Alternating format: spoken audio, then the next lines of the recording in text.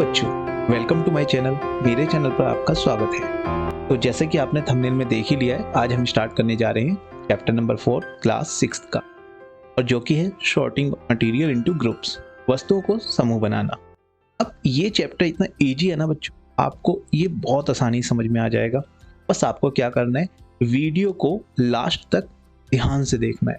अगर वीडियो को आप लास्ट तक ध्यान से देखते हैं और बिना स्किप किए देखते हैं, तो मैं गारंटेड कह रहा हूँ आपको इसके बाद इस चैप्टर को पढ़ने की भी जरूरत नहीं। लेकिन अगर कोई भी फिर भी अगर दिक्कत आती है तो वीडियो को आप 1 या 2 बार और देख लीजिएगा। ठीक है बच्चों, तो बिना देरी करते स्टार्ट करते हैं फटाफट से चैप्टर। और सबसे पहले हम लोग इस चैप्टर का मतलब समझते हैं। देखो, इस चैप्टर में हमें करना क्या है, हमें ये समझना है कि हमें मटेरियल्स को ग्रुप्स में अलग अलग समूह क्यों बनाते हैं, हम लोग ग्रुप्स अलग अलग क्यों बनाते हैं। देखो, इसको समझने के लिए चैप्टर को स्टार्ट करते हैं फटाफट से। तो सबसे पहला क्वेश्चन हमारा यही बनता है, why sorting to be done.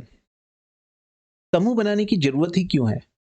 आखिर हम लोग नॉर्मल भी तो चीजों को ऑब्जर्व कर सकते हैं, देख सकते हैं, रख सकते हैं।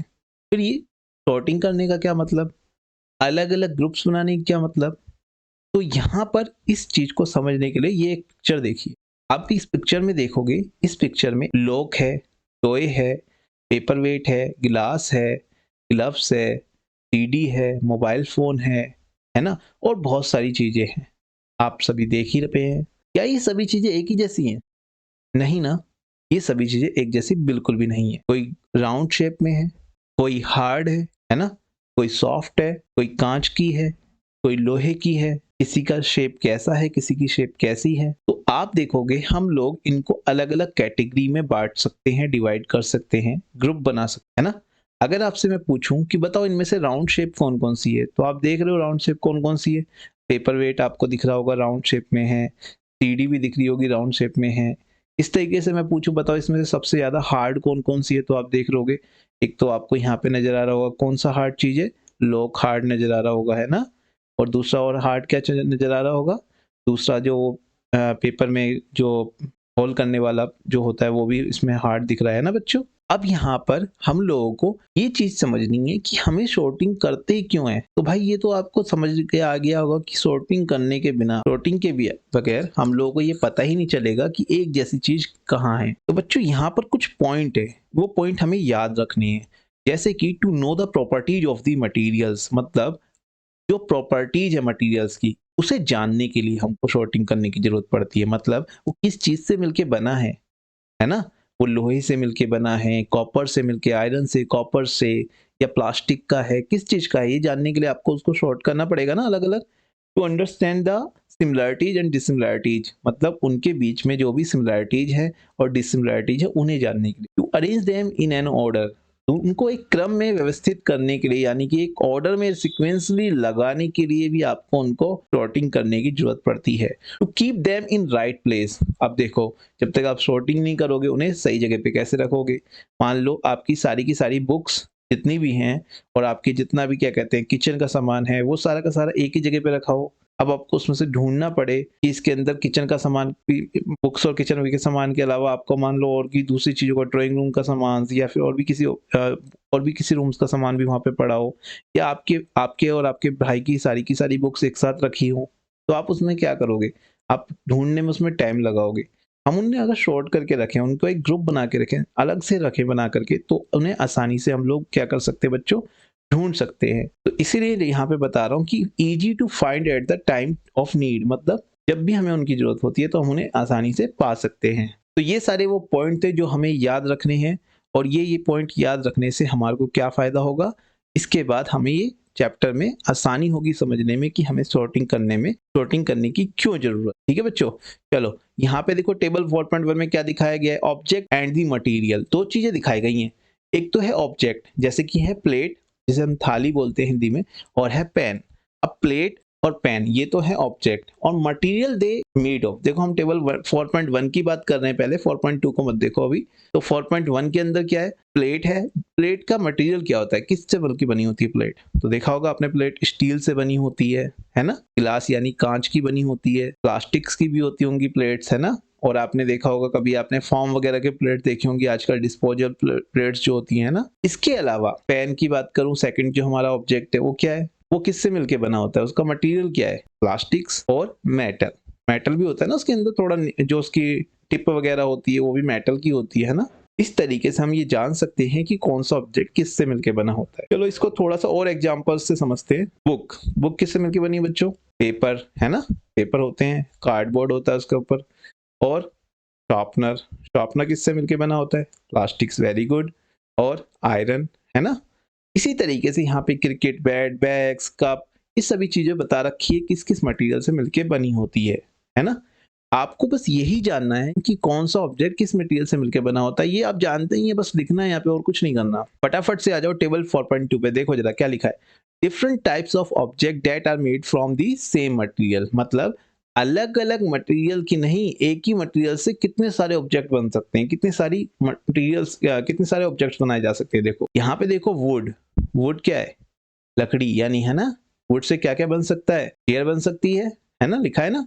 टेबल, प्लग होता है बच्चों हल, और प्लग कार्ट यानी बैलगाड़ी बन सकती है, और इट्स व्हील, और उसके पहिए भी बन सकते हैं। तो ये सारी चीजें वुड से बन सकती है और बनती भी है। अगला है पेपर का यूज कहाँ कहाँ करते हैं हम लोग, बुक्स में और नोटबुक्स में, है ना। नोटबुक्स बेटा, बुक्स होती है किताब और नोटबुक्स होती है कॉपी, ठीक है। न्यूज़पेपर क्या होते हैं आपको पता ही है, अखबार है ना। टॉयज, खिलौने, कैलेंडर्स, इन सब चीजों में हम लोग पेपर्स का इस्तेमाल करते हैं।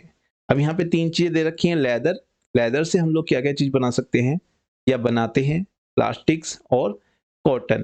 तो इनके लिए हम लोग आगे एक और मैं यहाँ पे टेबल दे रहा हूँ जिसमें आप देख सकते हैं, लेदर से हम शूज, बैग, वॉलेट्स, जैकेट्स और भी बहुत सारी चीजें बना लेते हैं। प्लास्टिक से हम लोग टॉयज, कप, पेन, शार्पनर, है ना। कॉटन से शर्ट, पैंट, रॉप यानी रस्सी, मैट, चटाई, है ना। ये सब चीजें हम लोग इससे बना लेते हैं। अगला है वूल से क्या बना लेते हैं, स्वेटर, सॉक्स, ग्लव्स, है ना।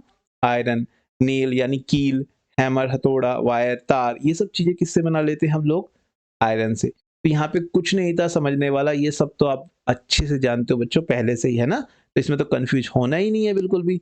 आगे बढ़ते हैं और देखते हैं हम लोग इसके अंदर प्रॉपर्टीज ऑफ मटेरियल। देखो कुछ बच्चों को लगता है कि सर एक चीज, जैसे कि अभी हमने देखा था लास्ट टाइम, अभी दिखाया था ना मैंने बच्चों, देखो फिर से दिखा देता हूँ। अभी मैंने यहाँ पे आपको बताया कि पेपर का इस्तेमाल हम लोग बुक्स बनाने में करते हैं, नोटबुक बनाने में करते हैं, और आयरन का इस्तेमाल हम लोग नील बनाने में करते हैं, हैमर बनाने में करते हैं, वायर बनाने में करते हैं। अब मैं यहाँ पे क्या बोल रहा हूँ आपको, इस लड़की ने क्या करा, ये फोटो दिख रही है आपको, ये लड़की, ये जो फोटो है, ये पिक्चर जो है वो आपकी बुक की ही है। अब इसने क्या किया, इसने कपड़े का गिलास बना लिया, देख रहे हो, जिसमें वो पानी डाल रही है, यानी कि आपने देखो ये टम्बलर, जो ये टम्बलर बनाया है इसने, किसका बनाया, क्लॉथ्स का, और दूसरी तरफ गिलास से, दूसरे टम्बलर से इसमें पानी डाल रही है। अब हुआ क्या, कपड़े में तो पानी आपको पता है रुकेगा नहीं ना, वो सारा का सारा उसमें से निकल रहा है। तो यहाँ पे हमें ये भी जानने की जरूरत है कि हम जिस भी मटेरियल से किसी भी चीज को बनाएं, ऐसा नहीं है बनाना ही है, हमें उसका यूज भी देखना है, कहाँ उसका यूज होगा, उसके अकॉर्डिंग ही तो बनाएंगे। अगर इसको इन्होंने कपड़े से बनाया और इसके बाद इसमें पानी भरना है तो ये नहीं काम करेगा। लेकिन इस कपड़े के बैग को हम लोग कहाँ यूज कर सकते हैं, सब्जी लाने में कर सकते हैं, या किसी और सामान को कैरी करने में कर सकते हैं, है ना। वहां पे हमें कांच के गिलास की तरह कांच का थैले की जरूरत नहीं होती है ना बच्चों।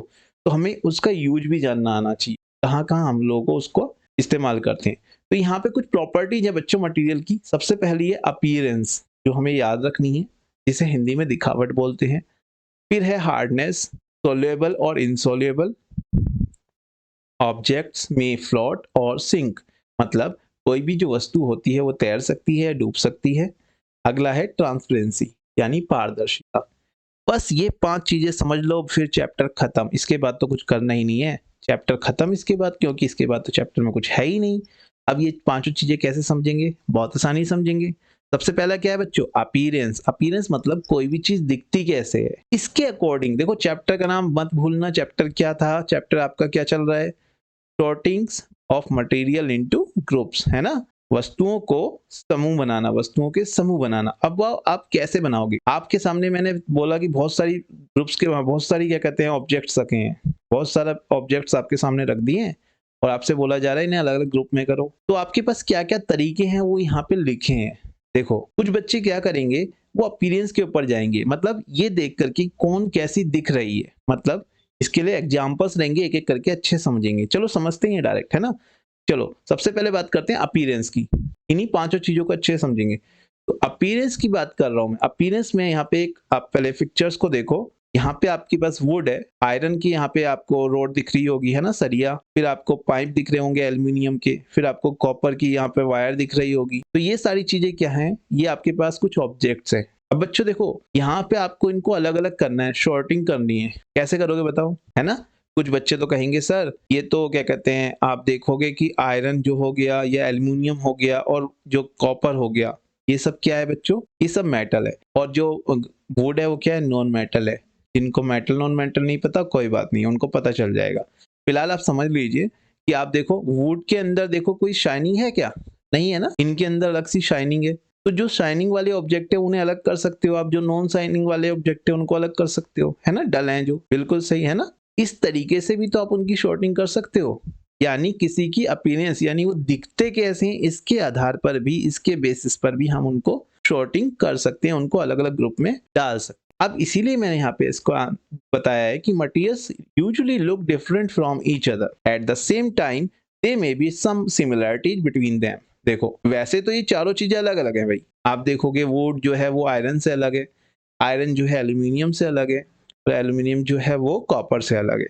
लेकिन उसके बावजूद भी ये सब एक दूसरे डिफरेंट हैं, उसके बावजूद भी आयरन, एल्यूमिनियम और कॉपर आपस में एक दूसरे के सिमिलर लग रहे हैं फिर भी, क्योंकि इनमें शाइनिंग है, लस्टर है ना बच्चों। तो आगे बढ़ते हैं। अब इसके बाद अगला हमारा क्या था, अगली प्रॉपर्टी क्या थी बच्चों, अगली प्रॉपर्टी जो थी वो क्या थी बच्चों हमारे पास, हार्डनेस।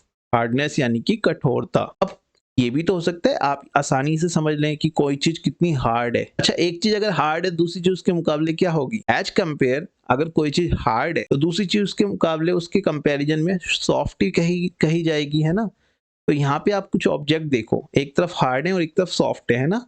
इधर देखोगे हेलमेट है, या आपके किचन सेट है, यानी कि फॉर्क है, नाइफ है और स्पून है, हैमर है, और ये सब चीजें इधर की तरफ है। सॉफ्ट में आप देखोगे टॉय है, और ये स्पॉन्जी है, ये आपका पिलो है। इस तरह की चीजें हैं, मतलब जिसे आप सॉफ्ट बोलते हो, यानी कि जो आसानी से दबाई जा सकती हैं, है ना, कंप्रेस की जा सकती हैं। जबकि हार्ड चीज को कंप्रेस करना आसान नहीं होता बेटा। सबसे आसान तरीका है किसी को भी हार्ड या सॉफ्ट पहचानने का, आप उसे दबा के देख लीजिए। जो सॉफ्ट चीज होगी वो आसानी से दब जाएगी, कि जो हार्ड चीज होगी वो आसानी से नहीं दबेगी। यानी कंप्रेसिबिलिटी से पता चल जाता है कि कोई चीज कितनी हार्ड है और कोई चीज कितनी सॉफ्ट है। तो यहाँ पे लिखा भी है, materials which can be compressed और scratched easily are called soft, while some other materials which are difficult to compress are called hard. इन वस्तुओं को आसानी से दबाया या खरोचा जा सकता है उन्हें कोमल यानी कि सॉफ्ट कहा जाता है, सॉफ्ट वस्तुएं कहा जाता है। जबकि कुछ अन्य वस्तुएं जिन्हें दबाना मुश्किल होता है उन्हें कठोर कहा जाता है। तो ये आपको समझ में आ गया होगा, है ना। अब तो कोई दिक्कत वाली बात ही नहीं रही, क्योंकि हार्ड जो होते हैं वो तो आपको पता ही है, और जो सॉफ्ट होते हैं वो भी पता है। तो आप इस तरीके से भी उनको डिवाइड कर सकते हो दो ग्रुप में, कि कौन से हार्ड होते हैं कौन से सॉफ्ट होते हैं। तो यानी कि सॉर्टिंग करने के मैंने अभी तक आपको दो तरीके सिखाए। या तो आप उनकी अपीयरेंस के हिसाब से उनको अलग अलग कर लीजिए, है ना, जो शाइनिंग कर रहे हैं या जो नहीं शाइनिंग नहीं कर रहे हैं, लस्टर है या नॉन लस्टरस हैं। आगे हार्डनेस के हिसाब से भी आप उन्हें दो ग्रुप में डिवाइड कर सकते हैं, हार्ड है या सॉफ्ट है। फिर से हम लोगों के ग्रुप बन गए ना, दो समूह बन गए। अब इसके बाद क्या और भी कोई तरीका है? हाँ, तरीके तो मैंने आपको अभी 5 बताए थे ना।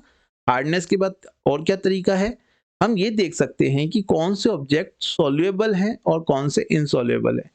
अब सोल्यूबल या इनसोल्यूबल देखने के लिए आप क्या कीजिए, एक एग्जांपल मैं यहाँ पे दे रहा हूँ। देखो मैंने इसमें क्या करा, शुगर को वाटर के अंदर मैंने डाल दिया और अच्छे से स्टायर किया। क्या होगा, चीनी को पानी में डालते हैं तो, है ना, आपको पता है पानी में सारी की सारी चीनी घुल जाएगी। और देखो यहाँ पे आपको एग्जाम्पल में दिख रहा है, जो शुगर प्लस वाटर में जो आपका कलर है वो पूरा का पूरा शुगर जो है वाटर में मिल चुकी है। सेकंड केस देखिए नीचे वाला, उसमें क्या हो रहा है, मैंने सैंड लिया, सैंड यानी रेत, रेत को मैं पानी में डाल रहा हूँ, सैंड को पानी में डाल रहा हूँ। क्या होगा, क्या वो अच्छे से मिला दूं, मैं कितना भी स्टायर कर लूं फिर भी क्या होगा, क्या वो पानी में मिल पाएगा? Is it dissolve in water? नहीं ना, बिल्कुल भी नहीं मिल पाएगा। तो हम क्या कर समझते हैं कि यहाँ पे क्या होता है, दो तरीके की बात हो सकती है। जब भी कभी किसी चीज को पानी में डाल के आप मिलाओगे, या तो वो मिल जाएगा या वो नहीं मिलेगा। अगर वो उसमें डिजॉल्व हो जाएगा मतलब घुल जाएगा तो आप कहिएगा कि ये सोल्यूबल है। अगर वो उसमें नहीं घुलेगा या डिजॉल्व नहीं होगा तो आप कह दीजिएगा कि ये इनसोल्यूबल है। तो यानी कि फिर से आप दो ग्रुप बना पाएंगे किसी भी चीज को ये देख करके कि ये सोलेबल है या इनसोलेबल है। तो फिर से यहाँ पे मैंने इसके बारे में बताया है कि which when we add some sugar salt. अच्छा, यहाँ पे बहुत सारी चीजों को आप एग्जांपल के तौर पे ले सकते हो, जैसे आपने चीनी ले ली, नमक ले लिया, चौक पाउडर ले लिया, रेत ले ली, बहुत सारी चीजों को आपने पानी में डाल डाल के टेस्ट कीजिए। अब टेस्ट करोगे तो क्या होगा, जरूरी नहीं है सभी चीजें अच्छे से घुल जाएंगी या डिजोल्व हो जाएंगी, हो सकता है कुछ डिजोल्व ना हो। जो डिजोल्व हो जाएंगी तो आप कहिएगा कि ये सोल्यूएबल है, ये घुलनशील है। अब ये आप चेक कीजिएगा घर पे, आप लोग क्या कीजिएगा, चीनी को, शुगर को, सॉल्ट को, चॉक पाउडर को, सैंड को पानी में डाल के डिजोल्व करने की कोशिश कीजिएगा। जो डिजोल्व हो जाए वो सोलेबल है, जो डिजोल्व ना हो वो इनसोलेबल है। तो आपके दो ग्रुप फिर से तैयार हो जाएंगे। समझे बच्चों? तो आगे बढ़ते हैं। हमारा इसके बाद तीन, हम लोगों ने इसके बाद तीन प्रॉपर्टीज पढ़ ली हैं। अब ये चौथी प्रॉपर्टीज क्या है बच्चों? ऑब्जेक्ट्स में फ्लोट और सिंक, यानी कि वस्तुएं तैर सकती हैं या डूब सकती हैं। आपने देखो अभी तक क्या हुआ, अगर क्लास के अंदर सब बच्चों से पूछा जाएगा कि अलग अलग ग्रुप बनाने हैं, तो हर बच्चा एक तरीके से तो ग्रुप नहीं बनाएगा ना। कोई उसकी हार्डनेस को देख के ग्रुप बनाएगा, कोई इस तरीके से भी तो ग्रुप बना सकता है कि कोई चीज पानी में तैर सकती है या पानी में डूब सकती है या नहीं। तो यहाँ पे एक एग्जाम्पल आपकी बुक का ही एक मैंने यहाँ पे पिक्चर लगाई है। देखो आप यहाँ पे देखोगे कि पानी के अंदर कुछ चीजें डूब गई हैं, यानी सिंक कर गई हैं। सिंक मीन्स डूब गई हैं। और कुछ चीजें फ्लोट कर रही हैं, यानी कि पानी के ऊपर सतह पर ही, सरफेस पे ही तैर रही हैं। तो देखोगे ऊपर तैर कौन कौन सी चीज रही है। आप देखो बॉल है ना, लीफ जो यानी कि जो होती है पत्ती, और इसके बाद वुडन ब्लॉक है, लकड़ी का एक टुकड़ा है। नीचे आप देखो जो डूब गई हैं, सिंक कर गई हैं, वो कौन कौन सी है। आप देखो की नजर आ रही है, कॉइन्स नजर आ रहे हैं।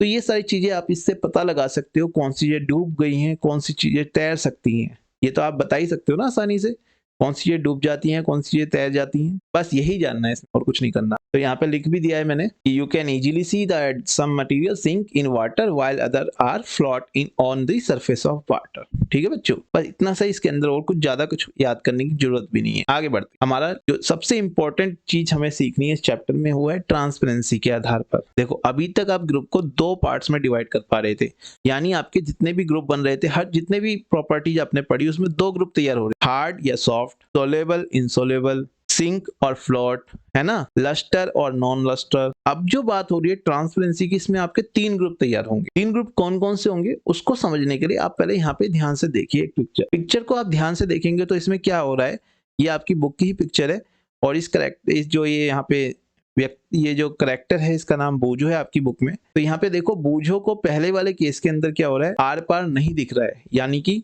उसके उसके अंदर देखने की कोशिश कर रहा है, तो उसे क्लियर सामने नजर नहीं आ रहा है, बल्कि बिल्कुल नजर नहीं आ रहा है पहले केस में, है ना। दूसरे केस के अंदर उसे थोड़ा थोड़ा धुंधला धुंधला नजर आ रहा है। थर्ड केस में यानी कि लास्ट केस में क्या हो रहा है बच्चों, उसे बिल्कुल अच्छे से नजर आ रहा है, क्लियर नजर आ रहा है। तो इसके आधार पे आपके तीन केस बनते हैं। वो तीन केस क्या क्या है, वो तीन केस है आपके, the material through which things can be seen clearly are called transparent materials। मतलब जिनके बिल्कुल आर पार आसानी से देखा जा सकता है, उन्हें क्या कहते हैं हम लोग, उन्हें कहते हैं ट्रांसपेरेंट मटेरियल। हिंदी में इन्हें कहते हैं पारदर्शी वस्तुएं। यानी कि देखो गिलास यानी कांच, कांच के आर पार देख सकते हैं ना हम। वाटर, पानी के अंदर भी आप क्लियर देख पाते हैं। एयर के अंदर देख ही पाते हैं ना, हवा के अंदर। तो अगला है the material through which things can be seen but not clearly.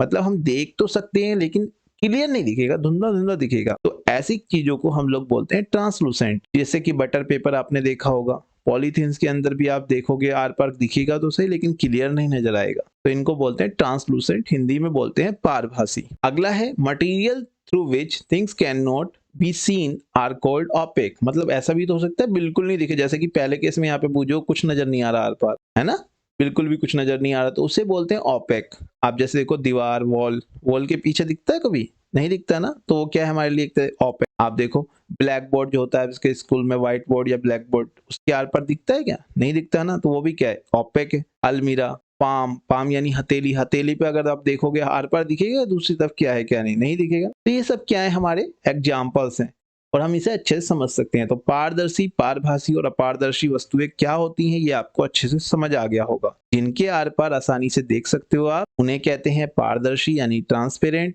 जिनके आर पार आप देख तो सकते हो लेकिन क्लियर नहीं देख सकते, स्पष्ट रूप से नहीं देख सकते, वो है पारभासी। और जिनके आर पार दिखता ही नहीं है, बिल्कुल भी नहीं देख सकते भाई आप, वो है अपारदर्शी। ठीक है बच्चों, और अब हम लोग, हमारा ये चैप्टर यहाँ पे हो गया है कंप्लीट। तो यहाँ तक आप लोगों को कोई डाउट नहीं है तो आप बेफिक्र हो जाइए, क्योंकि चैप्टर आपका हो गया है बिल्कुल कंप्लीट। तो जिन जिन को चैप्टर समझ में आ गया है वो फटाफट से चैनल को सब्सक्राइब तो कर ही रखा होगा आपने, नहीं किया है तो फटाफट से चैनल को सब्सक्राइब कर दीजिए और लाइक कर दीजिएगा।